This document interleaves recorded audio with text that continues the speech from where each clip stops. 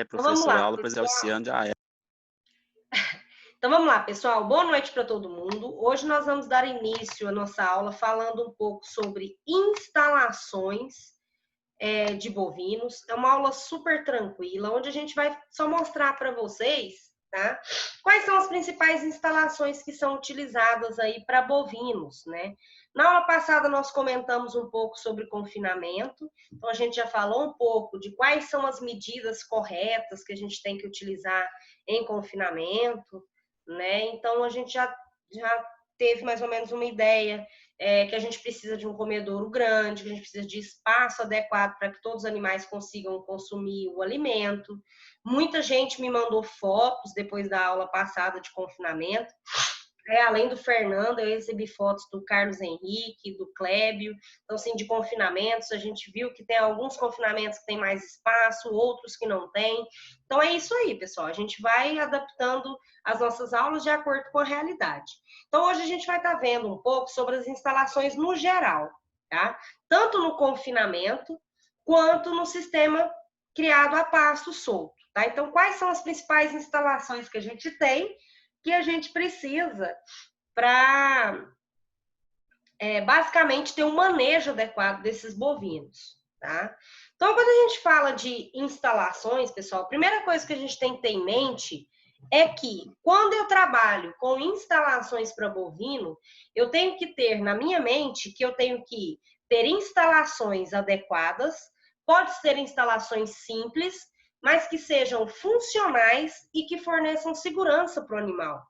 Que tipo de segurança, né? Uma madeira adequada, uma cerca adequada, que não vai perfurar o couro do animal, que não vai machucar o animal, que consequentemente pode vir a causar alguma infecção, alguma doença. Então, que essas instalações podem ser simples, mas que sejam funcionais, tá? Então, geralmente os animais a pasto, a gente trabalha com instalações um pouco mais simples. Então, a gente utiliza geralmente cercas para cercar todo o local, estradas que vão dar acesso, ou corredores que a gente chama, né, que vão dar acesso ao local onde a gente vai, no curral onde a gente vai fazer o manejo. Nos pastos também a gente tem que ter em mente, quando a gente vai fazer um projeto de criação de bovinos, os coxos para suplementação que são essenciais, e também estudar o quê? A mão de obra para manutenção de todas essas instalações, tá? Quando a gente fala em criação de bovino a pasto, a primeira coisa que a gente pensa é nos alojamentos onde esses animais vão ficar e nos piquetes. Então, nesses piquetes, a gente pode utilizar alguns tipos de cercas, tá? Então, geralmente, a gente utiliza as cercas de arame farpado, que hoje são muito pouco usuais, tá? Muitas fazendas antigamente utilizavam muito, né, as cercas de arame farpado, que eram bastante utilizados, só que com o passar do tempo foi se vendo o quê? Que elas causam muitos acidentes aos animais, né, danificam muito o couro, machucam o animal, então tem muita perda de couro. E geralmente também, grande parte quando o animal passa ou machuca, causa algumas infecções, né, como tétano, e até mesmo a perda de algum membro quando o animal enrosca ou machuca nesse arame farpado. Então hoje não é tão utilizado como era utilizado antigamente, tá? Então o arame farpado na realidade era uma técnica, né, com toda essa parte farpada para que o animal não realizasse a fuga, mas hoje a gente sabe que tem outras formas de ser utilizadas. A cerca de arame liso, ela é bastante utilizada, e hoje a gente tem também as cercas elétricas, né, que a gente faz aí as divisões dos piquetes, tá? Outras formas que podem ser usadas são as cercas de fio, mas aqueles fios de cordoalha, de aço. Tá? Essa fotinha que vocês estão vendo aqui do lado. Geralmente, a gente utiliza mais a cordoalha de aço para currais. Tá? Ela é mais forte, né? Ela tem maior resistência ao tempo, às intempéries, que é a chuva, né, ao frio e tal, mas e ela suporta também um período de mais tempo, né, maior resistência. Só que, no entanto, é um preço um pouco mais elevado, mas ela é bastante utilizada também, mas principalmente nos currais aí de manejo dos animais. Então, a gente tem esses vários tipos de cercas que podem vir a ser utilizados. A cerca elétrica hoje, ela é bastante utilizada no manejo de bovinos, tá? A gente consegue trabalhar bastante, principalmente em piquetes rotacionados. A gente consegue trabalhar bastante com arame, com a cerca elétrica, né? Para divisão de piquetes aí, principalmente com o objetivo que a gente tem, que é a capacidade de suporte maior da forrageira. Nessas fotos, como vocês podem ver aí, a gente tem essa primeira foto aí à esquerda, que geralmente, né, é feita uma madeira específica daquela região, e aí tem o arame farpado. Também as cercas, pessoal, eram feitas antigamente com as madeiras próprias que tinham na região, aroeira, que duravam muitos anos, as madeiras que tinham no cerrado. Hoje a gente pode-se utilizar tanto madeira quanto a parte de concreto, né? Aquele. Agora me faltou o nome, tá, pessoal? A parte de concreto, né? Essa parte é feita de concreto, então pode se utilizar também. Então hoje a gente utiliza de várias formas. Mas o arame farpado ele não é mais tão utilizado. Então a gente já tem a parte mais utilizada aqui de fios, né, de fio liso, e também a utilização aqui da cerca elétrica, tá? Quando a gente fala de utilização de cercas, quais que são os números de fios que a gente tem que trabalhar, né, no geral, que o pessoal utiliza na criação de bovinos de corte? Então, geralmente, o número de fios, por exemplo, para gado de corte e bezerros, a gente utiliza em 5 fios, tá? Numa altura aí de torno de 1 metro a 1,35 m, a 1,5 m, tá? Isso para novilhas, para bovinos, para bezerros, né? Para animais mais bravos, por exemplo, animais corredores, ou seja, que são reprodutores ou touros inteiros, geralmente a gente utiliza em torno de 6 fios, porque a gente sabe que são animais que vão realizar mais a fuga, principalmente se tiverem fêmeas, principalmente fazendas de cria, né? Onde a gente tem o macho e as fêmeas na mesma fazenda, né? Então a gente utiliza aí em torno de 6 fios. Para gado de leite, a gente já trabalha com 4, geralmente são animais mais tranquilos, mais fáceis de se adaptar. E também a mesma coisa para vacas em lactação, em torno de 3 a 4 fios. Geralmente, para divisão de propriedades, a gente utiliza em torno de 5 fios. Para gado de corte europeu ou mestiço, ou seja, geralmente são gados mais cruzados, né? São também gados um pouco mais tranquilos. Então, a gente pode utilizar em torno de 4 a 5 fios. Para bezerros, também 5. Então, essa quantidade, pessoal, ela vai variar de acordo com o tipo de animal que eu tenho na propriedade. O usual hoje é utilizar em torno de 4 a 5 fios, tá? E de arame liso, tá? Outra parte que a gente tem, né, como a gente já falou um pouco das cercas elétricas, o ideal é que sejam usadas cercas elétricas com em torno de 2.000 volts, tá?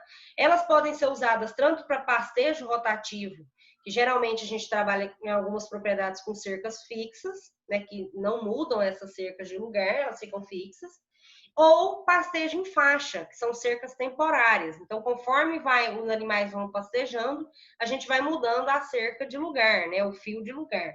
Tá? E aí muda-se os animais também, para fazer a rotação daquele pasto, tá? Com relação à cerca elétrica e à cerca convencional, o que compensa mais eu utilizar? A cerca elétrica, muitos produtores falam que ela é mais eficiente, mais eficaz, porque ela consegue fazer um efeito melhor de condicionamento do animal, tá? Então, eu consigo condicionar os animais, sempre, por exemplo, quando os animais vão encostar no fio, leva choque e aí volta, sabe que ali ele não pode passar, não pode pular. Então, é uma forma de condicionar o animal. Além de ter um menor custo de implantação, né? Mesmo que você tenha que comprar um motor de choque, você tem que se adaptar, no início da implantação pode ser que saia um pouco mais caro, mas quando a gente fala em relação a número de fios, a tamanho de áreas, a gente consegue ter um custo de implantação um pouco menor. É um sistema simples e rápido de se fazer, né, a construção. O manejo também é bem simples, apenas a mudança dos fios, tá? O tempo de vida útil é maior, né? E evita também que os animais se machuquem, né?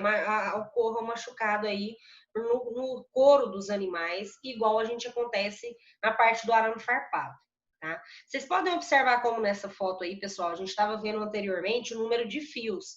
Geralmente aquele número de fios é para cercas fixas, tá? E arames lisos, mas não de choque. tá? Não cerca elétrica. Geralmente a gente utiliza para cercar mesmo os piquetes ou os pastos, tá? Então a gente utiliza de 5 a 6 fios. Quando a gente fala de cerca elétrica, a gente trabalha com em torno de 2 a 3 fios de arame liso para essa cerca elétrica, tá? Não usa mais do que 3, não, tá bom? Outra parte que a gente tem também, que é extremamente importante Boa noite, professora. Oi, boa noite. Mas eu já cheguei em lugar que só tem um fio só de choque, que o gado não passa? Só um fio de choque, é igual eu te falei. Tem algumas propriedades que utilizam só um fio, né? Igual essa foto aí de cima, utiliza só um fio. E tem algumas propriedades que utilizam até 3. Mais de 3 não utiliza. Mas o que acontece? Pode ser que tenha algum animal que seja de porte um pouco menor, que ele ainda consiga passar por baixo desse fio aí, de um fio só. Tá? Então, por isso que algumas propriedades se adaptam aí, colocando até mais de um, tá? Principalmente para vacas mestiças, que são vacas de menor tamanho, elas conseguem passar aí por baixo desse fio. Tá? Então, vão se adaptando de acordo com as propriedades. Tá? Outra coisa importante também, pessoal, de se ter nas instalações de bovino de corte, são os corredores. Né? Porque os corredores eles vão dar acesso aos pastos e aos currais, né, para realizar o manejo. Então, o ideal é que esses corredores eles tenham um espaço de 6 a 12 metros, para que os animais consigam passar de forma tranquila, né, até mais de 1 ou 2 animais. Tá? Com relação às instalações, em relação às porteiras, tá? Então, as porteiras podem ser utilizadas tanto de madeira, de tubo metálico ou de arame. Vai depender muito da propriedade. O que a gente mais vê geralmente é de madeira e de tubo metálico. Tá? O ideal é que essas porteiras elas tenham em torno de 2 a 6 metros de largura. Para que isso? Para passar, quanto maior o número de animais conseguirem passar, facilita melhor o manejo. Ou seja, quanto menor a largura dessa porteira, vai ser mais difícil o manejo dos animais. Principalmente bovino de corte. Porque geralmente a gente faz manejo por lotes. Então, a gente trabalha com lotes de 120 ou de 50 animais, ou até de 300 animais. Então, eu preciso que essas porteiras tenham uma largura boa para que eu consiga um bom manejo dos animais nos dias de vacinação ou de vermifugação, ou o manejo que eu vou fazer na propriedade, tá? Existem diferentes sistemas de pastejo, isso aí vocês já viram nas aulas passadas. Então, a gente tem o pastejo contínuo, que é bastante utilizado, ou seja, os animais ficam soltos durante todo o ano. Geralmente, nesses pastos, eu tenho a produção de bovinos mais de cria e de recria.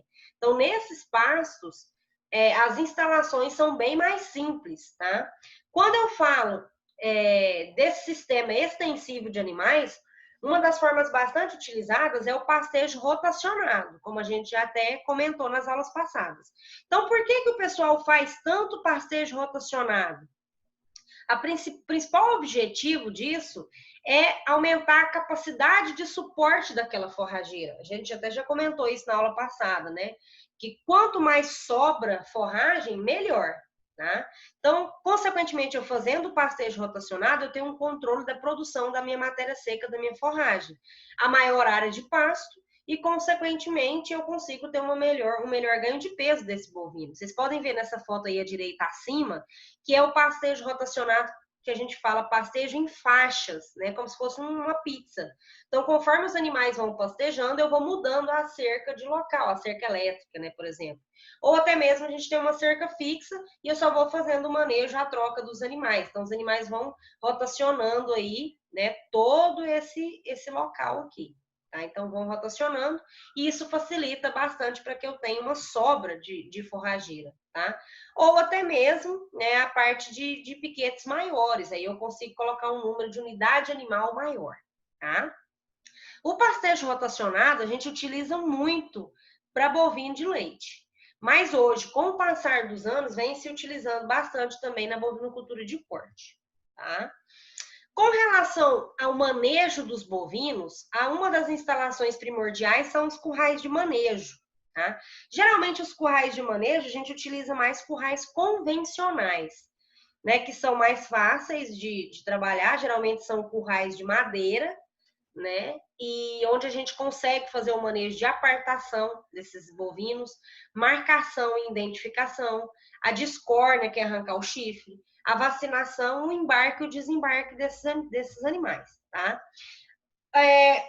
A parte de curral mais convencional que a gente tem é esse, né, de madeira, com divisões de piquetes, e é onde a gente tem no centro, né, a seringa e o brete. Então, geralmente, são a parte aí principal convencional, onde a gente faz o manejo dos bovinos, tá? Existem inúmeras formas, se a gente for pesquisar, inúmeros modelos de currais. Então, a gente tem essa forma de curral mais convencional. Lembrando, pessoal, que eu não estou fazendo propaganda para nenhuma marca aí, tá? Só coloquei uma sugestão. Outra sugestão que a gente tem é em formato, como se fosse um formato de redondel, né? O que a gente fala, essa parte redonda.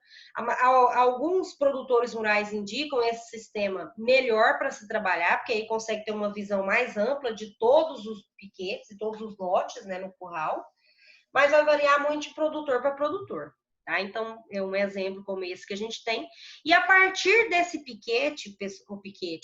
a partir desse curral de manejo, pessoal, a gente surgiu, né, o curral anti-estresse, que foi desenvolvido aí por meio de uma mulher, né, ela é dos Estados Unidos, e ela desenvolveu a palavra que eu queria falar, gente, é americana, tá? Uma mulher americana que ela desenvolveu aí esse curral anti-estresse, tá? Então, quando que surgiu esse curral anti-estresse? Qual que é o principal objetivo da utilização desse curral anti-estresse? O principal objetivo é diminuir, né, o problema do animal de estresse e limitar a zona de fuga desse animal. Então, como essa foto aqui que a gente está vendo, o animal ele tem a zona de fuga dele. Por exemplo, aqui na lateral do animal, se o tratador ele chega aqui nesse limite do animal, a principal função do animal é o quê? Correr, fugir. Então, é uma área de limite de zona de fuga do animal. Vocês podem ver aqui que é em torno de 90 graus, tá?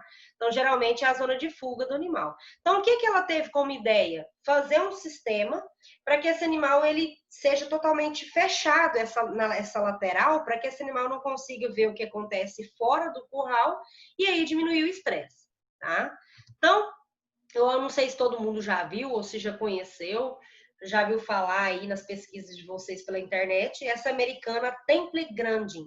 Ela é uma autista, tá? Então ela, até quando ela era criança, ela foi desenganada pelos médicos, que os médicos falaram que ela não conseguiria se desenvolver, a mãe, os pais deveriam colocar ela no orfanato, só que com o passar do tempo, por ela ser autista, ela se identificou com os animais. Então, por exemplo, a gente sabe que o autista ele não gosta de abraço, ele não gosta de chegar de surpresa, então ele tem essa parte de sensibilidade mais aflorada. Então ela conseguiu identificar isso com os bovinos, com os animais. E com o passar do tempo ela foi estudando e desenvolveu esse curral anti-estresse. Então ela percebeu que, por exemplo, o animal ele vai andando nesse curral, totalmente fechado, e ele não consegue ver o que está acontecendo nas suas laterais e também não consegue ver nada na frente. Então ele vai caminhando nessa forma redonda, né, desse curral, esse formato arredondado, e ele não percebe o que está na frente. E isso reduz o estresse do animal, tá?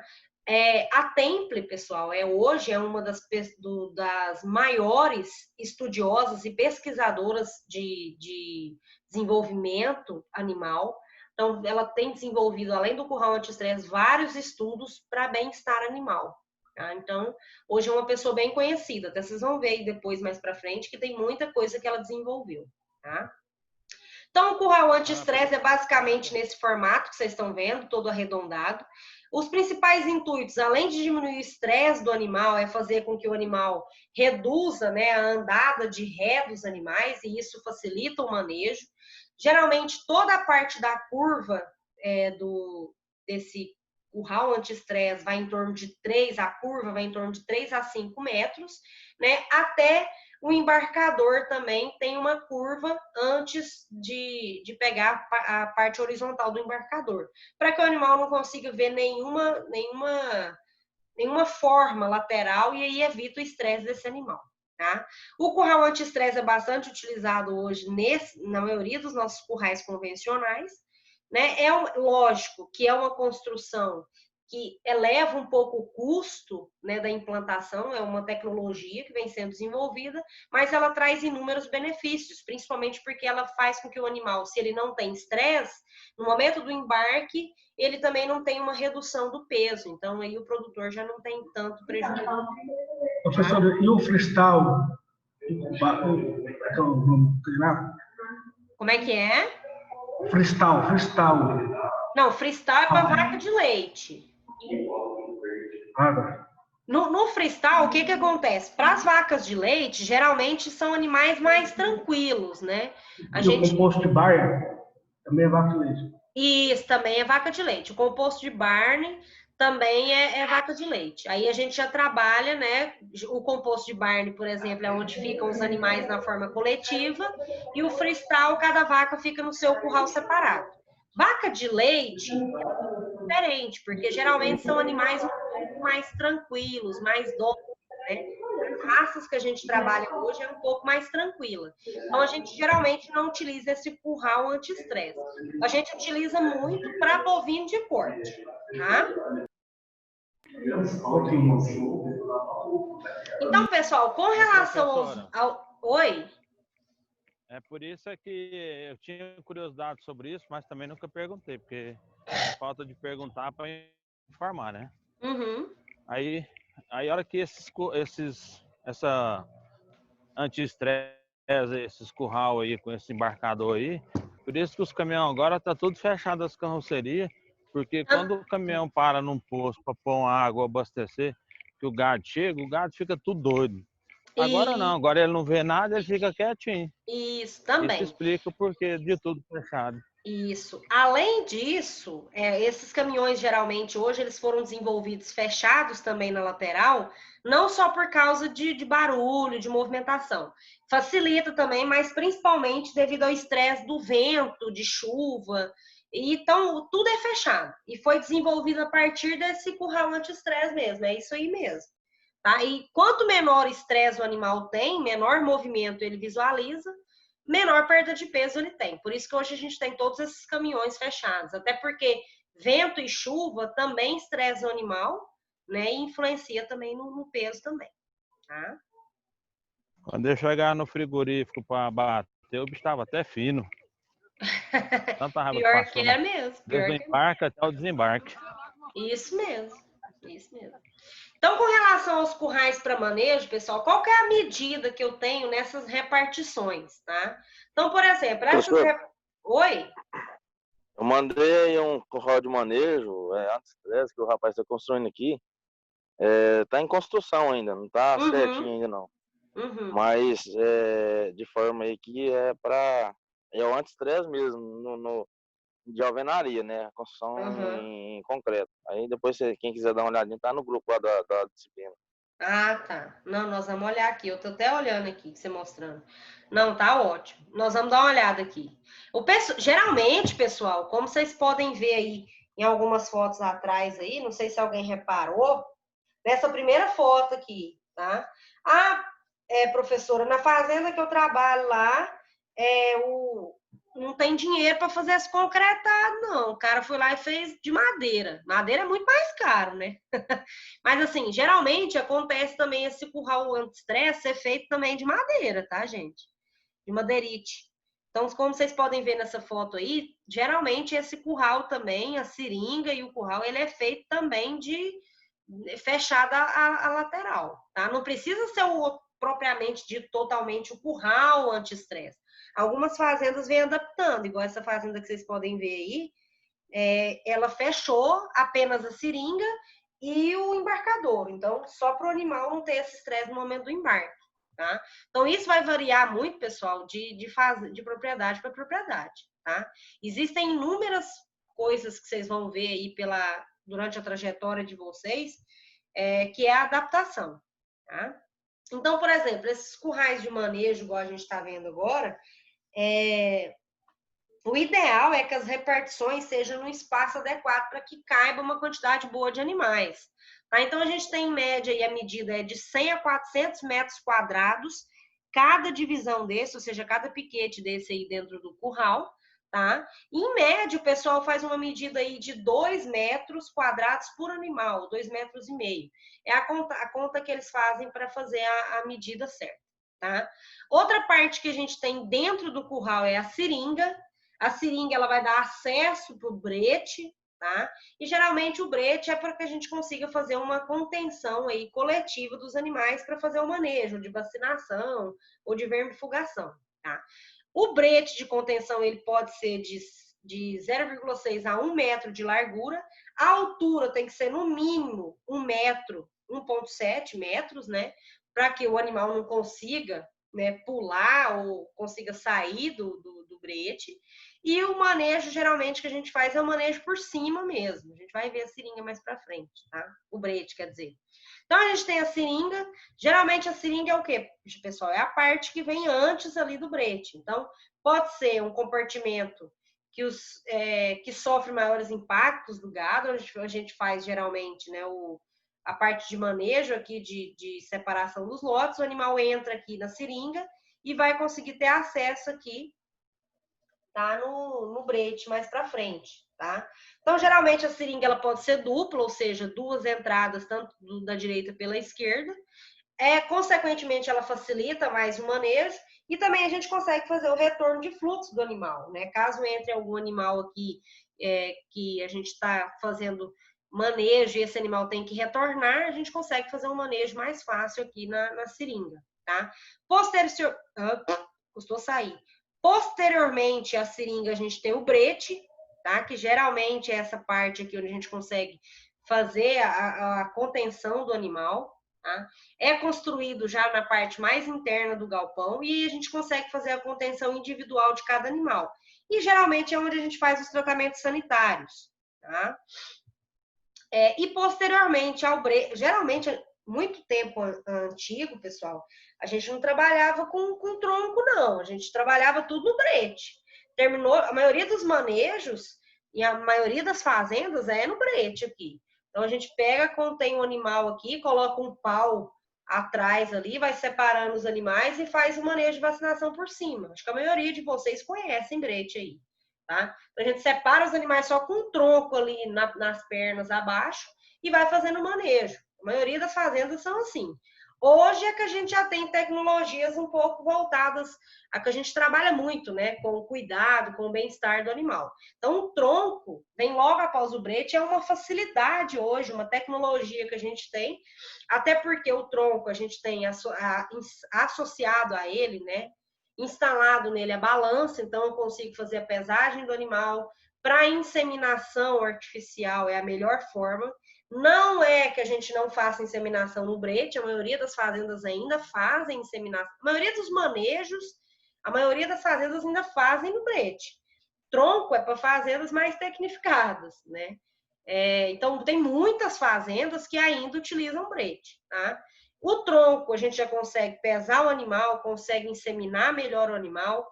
Tem troncos hoje que são bem mais tecnificados, que a gente consegue conter o animal e até virar o animal de cabeça para baixo, se precisar, para casquear o animal. Então, hoje são tecnologias bastante utilizadas que foram desenvolvidas justamente para isso, para facilitar o manejo, principalmente em confinamento, pessoal. Confinamento utiliza demais esse tipo de brete aqui, tá? Porque a gente consegue fazer a contenção, consegue aqui a gente tem alguns troncos que a parte de baixo aqui consegue ficar um pouco mais apertada, a gente consegue até suspender o animal para olhar o casco. Então tem muita tecnologia utilizada hoje, tá? Doutora.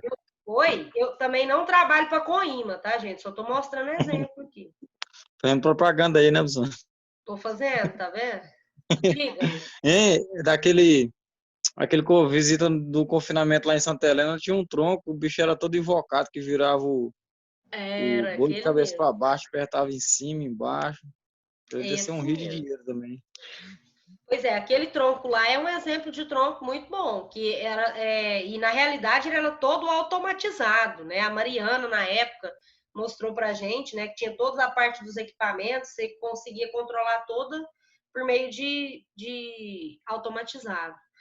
São coisas muito inovadoras que a gente tem hoje, tá, pessoal? Então, se a gente for ver, é muita tecnologia. Mas nós vamos fazer umas visitas ainda. Vocês acalmam aí que nós estamos organizando aqui.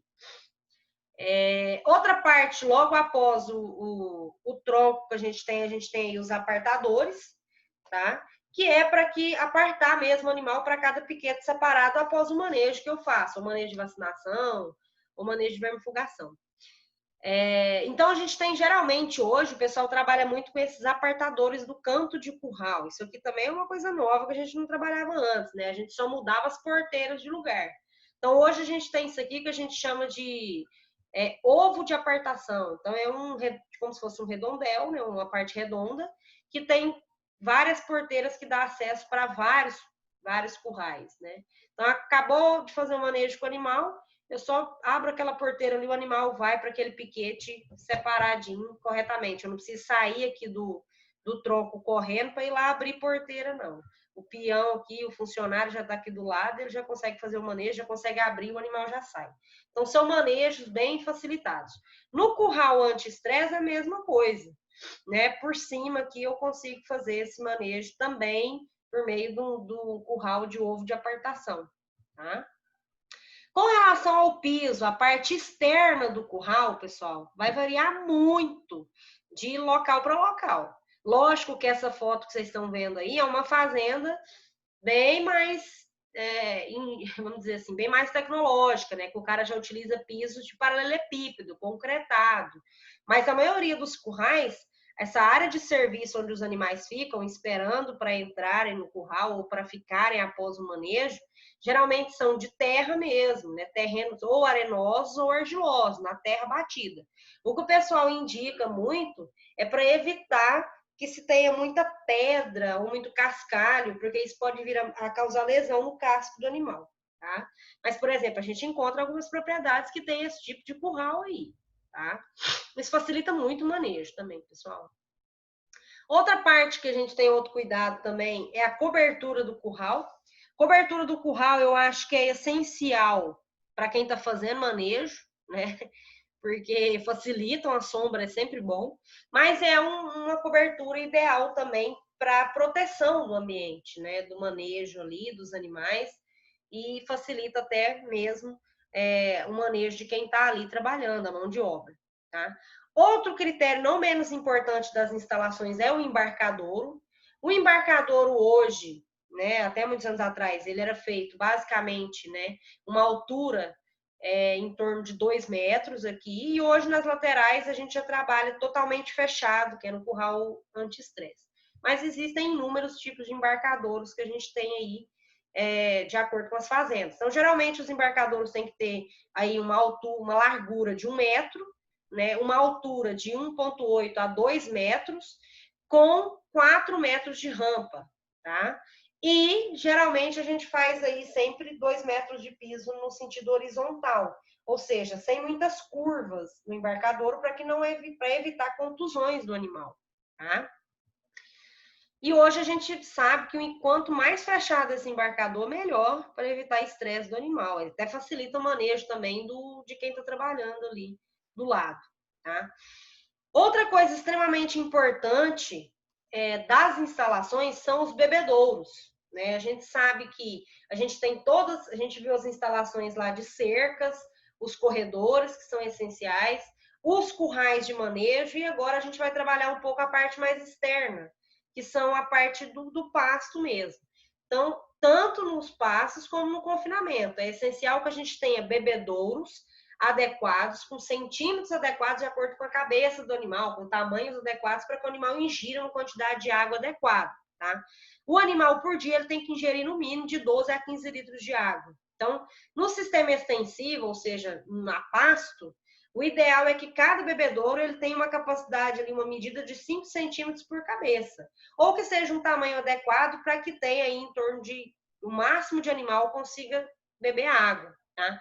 Nos pastejos rotacionados, geralmente esses bebedouros vão de 2 a 3 centímetros por cabeça, mas o que o pessoal utiliza hoje muito são aqueles bebedouros mais, igual essas fotos que vocês estão vendo aí, ou tanto de concreto, ou esses aqui de ferro, de alumínio, que eles falam, né? Então vai variar muito. O que a gente tem que ter em mente é que ele consiga fornecer para o animal uma quantidade de água adequada. A gente sabe que a água é o primeiro nutriente essencial para o animal, tá? Ele não pode faltar. E o animal ele tem que ingerir acima de 50% de água, de 50% a 30% peso vivo. E a água é essencial para todas as funções, né? Principalmente a nutrição dos tecidos.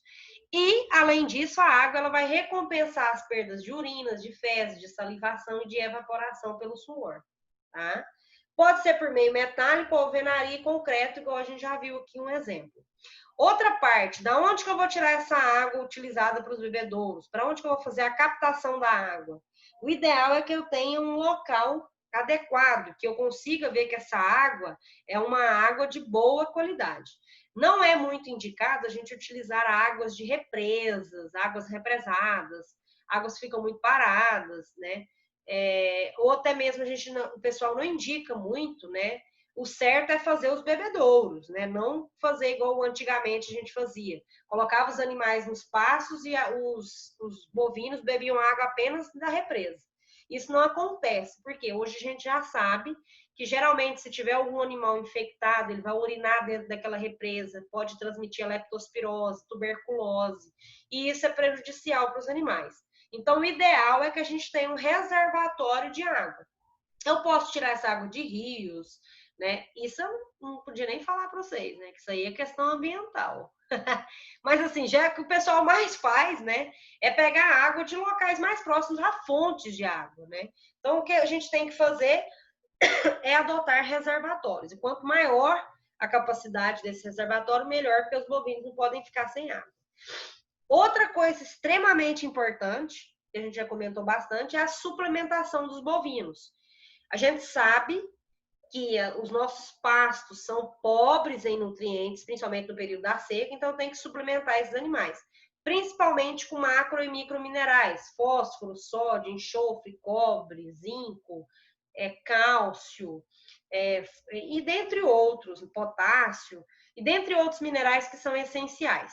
Então, a gente pode fazer tanto uma suplementação, e principalmente tomar cuidado em relação a uma suplementação nitrogenada, ou seja, com quantidade de nitrogênio adequada, que isso vai ser transformado em energia para o animal, principalmente para proteína microbiana. Tá? Então, eu devo, na realidade, fornecer uma suplementação, e pode ser tanto um sal proteinado ou uma suplementação energética. A gente tem o sal, mas a ureia, uma suplementação energética, onde eu posso utilizar um sal mineral com um alimento energético, milho, milheto.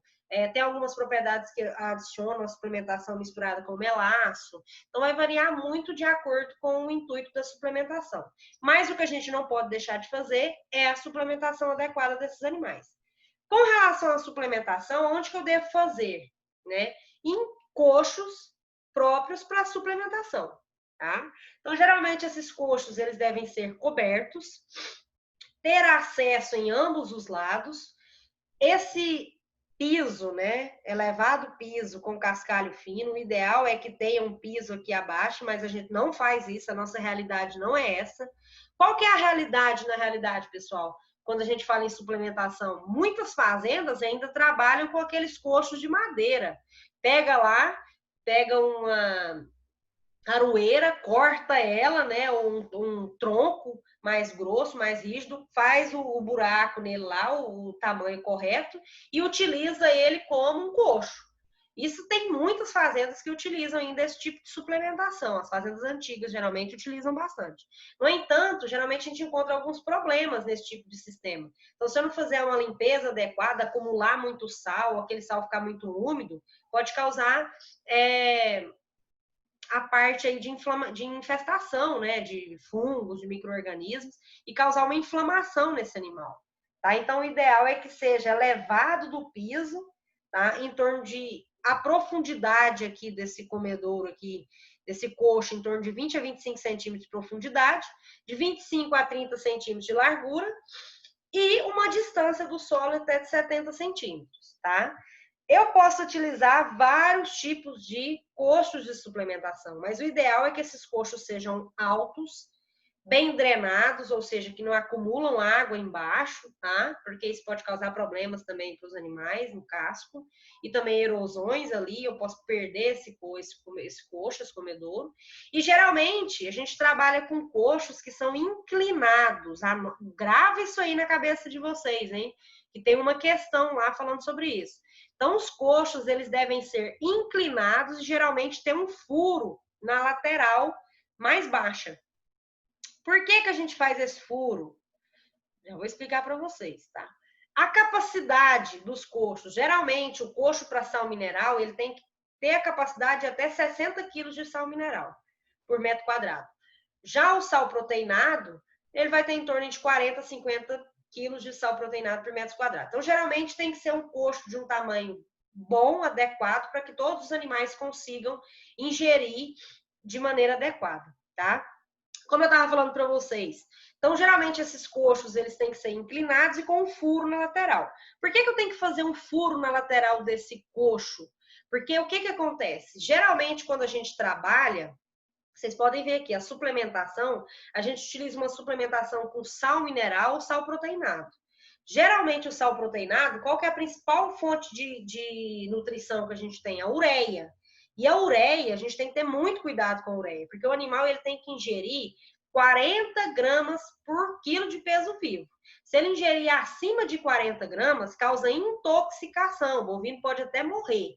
Então, por que que a gente tem que ter esse furo ali? Para caso haja um acúmulo de água, acontecer algum acidente com alguma chuva, que possa vir a molhar, possa vir a acumular água naquela região, né? Ou até mesmo o animal, no momento que está se alimentando, tem a salivação, aquilo ali vira aquele bolo de alimento e causa umidade. Então, esse acúmulo de água pode vir a causar problemas. Então, o animal vai ingerir uma maior quantidade de sal.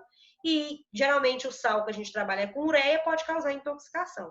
Outra coisa também, se ocorrer algum acúmulo de material, por exemplo, eu tô pondo, igual a gente já comentou lá, na mesma coisa do confinamento. Então, sempre a gente tem que ter o intuito de mexer ali. Eu coloquei sal ontem, eu vou lá amanhã colocar, tem um resto de sal, tenta mexer aquele sal ali, tentar dar uma mexida, misturar com sal novo, porque geralmente, quando ocorre muito acúmulo de umidade, tem muitos nutrientes que eles são voláteis, ou seja, eles se perdem por meio de evaporação e até modificam a sua qualidade, a sua disponibilidade para o animal. Então, a gente tem que tomar bastante cuidado, por isso que o coxo ele tem que ser inclinado e com esse furo, tá? Anotem isso aí que tem uma questão lá e vocês já vão saber responder. Os coxos... Levantei de madrugada demais. Chuva 1 ou 2 horas da manhã para virar coxo. Virar coxo, isso mesmo. Aí não levantar cedo e beber água lá, porque senão, Deus me livre.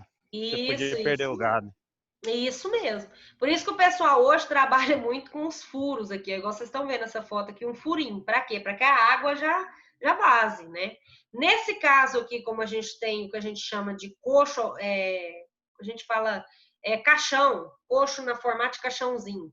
Por quê? Porque aí impede que a água consiga chegar aqui nesse local. Mas geralmente uma chuva muito forte, ela vai molhar aqui o sal. Então, igual o Renner falou, sempre a gente tem que fazer um manejo para movimentar e tirar o máximo de água para o animal não consumir. E existem esses coxos formato caixãozinho, né? Esses mais concretados, que tem um furo na lateral. Geralmente tem alguns coxos que não tem tanta proteção, né? E já alguns coxos que são bem mais protegidos. Então, vai variar de acordo com o tipo da propriedade. O importante é suplementar o animal, tá? Quando a gente fala de sistema semi-confinado, já no sistema semi-confinado, que é o sistema que alguma parte do tempo esses animais ficam no pasto e em outro período do dia esses animais ficam fechados ali consumindo uma suplementação, né? Ou um concentrado ou um sal proteinado. Então, geralmente a gente faz 2 pratos diários e aí não precisa de cobertura. Pode ser tanto concretado ou utilizando os galões mesmo, esses galões aí que a gente utiliza para água e para fazer comedouros ou bebedouros, tá? Então, aí nesse caso não precisa ocorrer Você corta ele no meio, não é? Oi? Tambor de 200 litros, você corta no meio e faz esses coxos aí. Isso mesmo, isso mesmo. Aí, nesse caso aqui, a gente não precisa tampar. Por quê? Aqui a gente vai fazer um manejo. Geralmente a gente faz tratos, né? Com silagem, e aí mistura com a ureia e já fornece para o animal no mesmo dia. Então, o ideal é que a gente faça a limpeza desses coxos, tá? Então, por isso que não precisa aí de cobertura, porque a gente tem que fazer o manejo de retirada aí do resto de alimentação. Outros coxos que a gente tem, isso aqui a gente já viu nas aulas anteriores, que é um nome muito tranquilo, creep feeding, tá? Então a gente tem tanto creep feeding como creep grazing, tá? Nossa, eu falei bonito agora. Então a gente tem aqui, ó, o creep feeding, que é um coxo para suplementação de bezerros. Esse aqui fica na lateral dos coxos das fêmeas ou dos bovinos, e esse aqui é o creep casing, ou seja, só o bezerro vai ter acesso a esse comedouro aqui. Tá? Então, geralmente, a gente tem essas formas também de suplementação. Outras instalações que a gente vai ter, são necessárias na propriedade, são para armazenamento de insumos. Então, geralmente, a gente trabalha com depósito de sal mineral, depósito para fertilizante, ou um tanque de óleo diesel, vai variar de acordo com a propriedade. Geralmente, o depósito para sal mineral, o ideal é que a gente tenha um depósito exclusivo para a utilização desse sal mineral, ou se a gente tem um depósito, geralmente que a gente coloca mais de um tipo de suplementação, colocar esse sal mineral um pouco separado dos demais alimentos, né? Porque a gente sabe que o sal, ele puxa muita umidade, ele tem uma facilidade de perda. Então, geralmente, a construção tem que ter fechada, barracão para proteger esse alimento. Controle contra roedores, que são os principais vetores da causa das leptospiroses aí. Então, eles vão roer essa ração. Então, a gente sempre tem que ter um controle de roedores. Lógico que quando a gente trabalha com esses depósitos para utilizar para sal mineral, que seja de pé direito, bem alto, para que haja uma parte arejada, tá? E o principal intuito é que a gente utilize e armazene esse alimento, esse sal mineral, distante do solo. Então, geralmente, a gente coloca sobre essas madeirites, essas madeiras, com a distância do solo, porque também pode ocorrer contaminação. Os roedores conseguem ter uma facilidade de acesso a esse local. E distância também da parede. O ideal é que fiquem distantes 50 centímetros da parede, para também não haver qualquer tipo de umidade ou de alteração no produto. Tá? Outra coisa que também algumas propriedades utilizam são depósitos para fertilizantes. Geralmente são estruturas abertas na frente, né, fechadas nas laterais, mas aberta para que geralmente a gente consiga fazer um manejo de retirada desse fertilizante, né? Também a mesma coisa, esse material ele tem que ser afastado das paredes e também, né, tentar o máximo possível de limpeza do solo ali para que não haja contaminação. E um local exclusivo para fertilizantes. Lógico que a gente vai utilizar esses fertilizantes para quê? Para adubação do solo, para correção do solo, né? Então, geralmente tem que ser um galpão exclusivo, um local exclusivo. E que tem uma capacidade boa, em torno de 1.300 a 1.600 quilos por metro quadrado. Isso vai depender de acordo com a propriedade. Tem propriedades que nem tem esse tipo de galpão.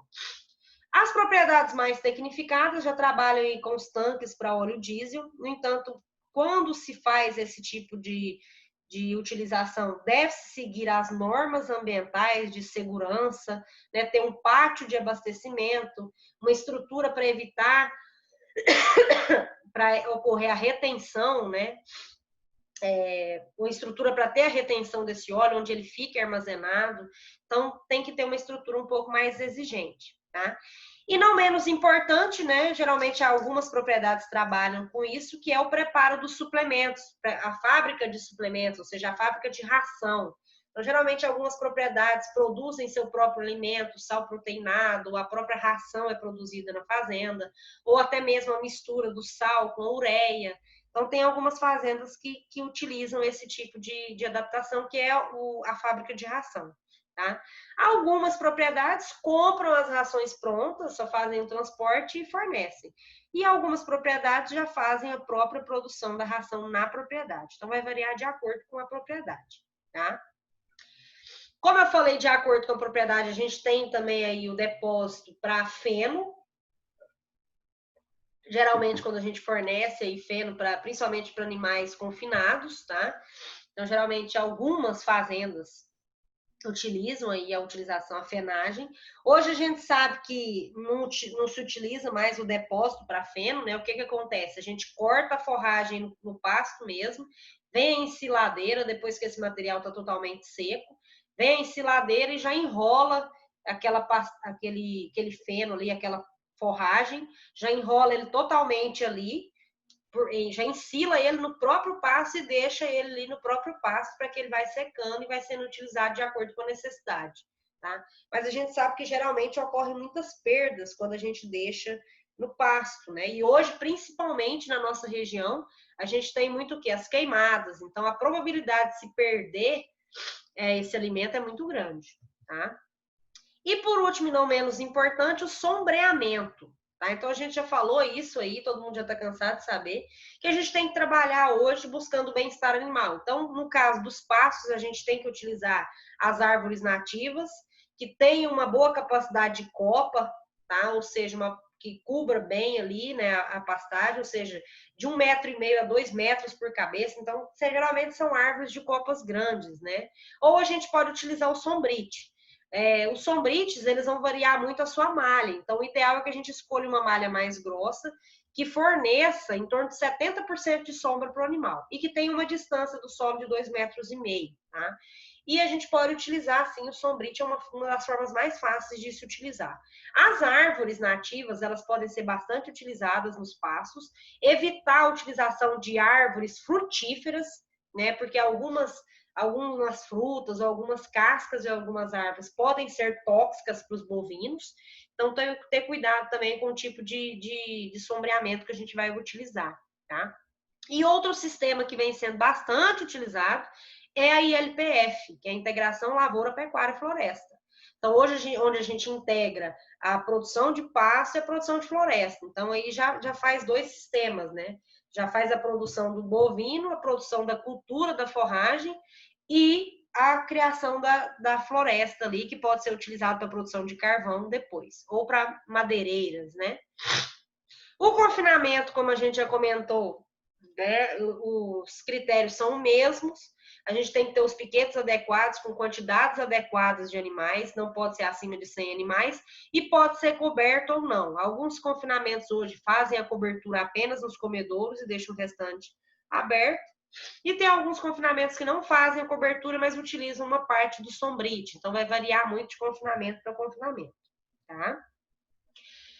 O destino das carcaças também é essencial a gente falar em relação às instalações, porque geralmente o que acontece na maioria das fazendas?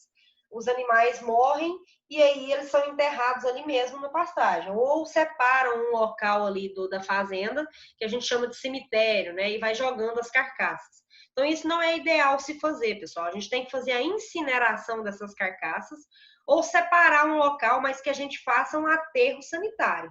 Enterrem essas carcaças de forma adequada, tá? Quando elas ficam soltas, igual a gente está vendo exemplo dessa foto, em condições inadequadas, podem transmitir inúmeras doenças. Dentre elas, a gente tem a brucelose, tuberculose, que são doenças altamente contagiosas, tá? Que vão afetar principalmente a reprodução. Então, isso aqui é errado.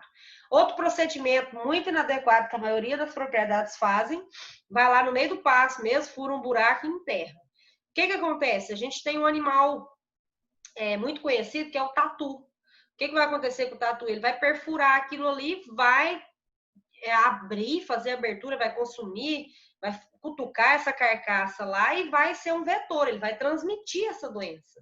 Uma vez aberto esse buraco ali, ele vai conseguir transmitir essa doença para vários locais. Então, não é adequado a gente fazer esse tipo de procedimento, tá? O ideal mesmo é em fazer a incineração, ou seja, a queima daquela carcaça. Principalmente se esse bovino morreu por alguma doença contagiosa, principalmente a tuberculose, tá? Então, a gente tem que matar tuberculose, raiva, a gente tem que incinerar essa carcaça, tá? Então, essas são as principais instalações que a gente tem para trabalhar em bovinos e os principais critérios que a gente tem. Outra coisa também que o pessoal faz, mas não tanto na bovinocultura de corte, é a compostagem. Pode ser feita com bovinos? Pode, mas geralmente a gente trabalha mais essa compostagem com suínos e aves. O que é compostagem? É um espaço de madeira onde a gente vai colocando esses restos de animais mortos associados com maravalha e água para ocorrer o processo de fermentação, como se fosse uma produção de um adubo orgânico. E depois eu utilizo isso para o cultivo de culturas. A compostagem ela é bastante utilizada, né? Principalmente porque ela tem uma alta produção de umidade e consegue fazer uma fermentação muito boa, mas a gente utiliza geralmente mais para suínos e aves, mas algumas propriedades utilizam para bovinos, tá? Pessoal, em relação à parte das aulas de instalação que eu tinha para falar para vocês era isso, tá? Qualquer dúvida que vocês tiverem, eu estou à disposição, tá? Deixa eu só relembrar uma coisa aqui para vocês, tá? A nossa aula era isso que a gente tinha que comentar. Qualquer dúvida é só perguntar para mim aí que eu estou à disposição de vocês, ok? Boa noite a todos.